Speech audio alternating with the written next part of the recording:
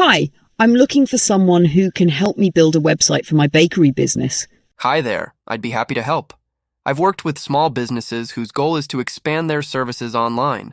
Could you tell me more about your bakery and what features you're looking for? Sure, the bakery is a small family business which we've been running for 5 years.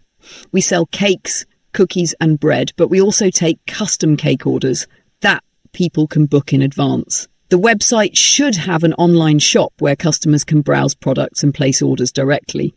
That makes sense. We must create an easy-to-use online store with a secure payment gateway.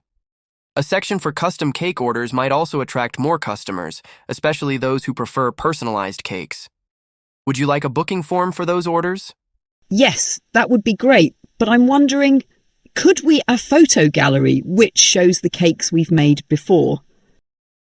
Absolutely.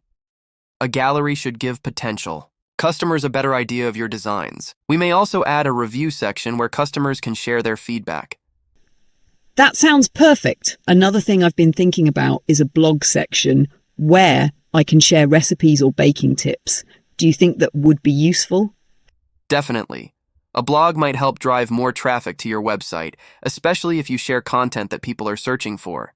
I can also add social media links which will allow customers to follow your updates easily.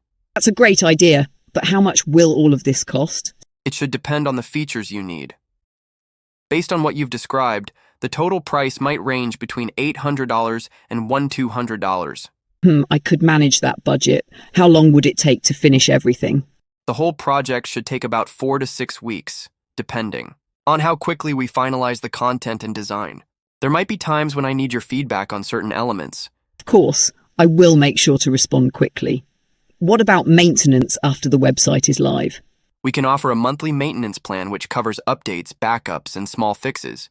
However, you may also choose a one-time setup and handle maintenance yourself. I think I should go for the monthly plan, at least for the first few months.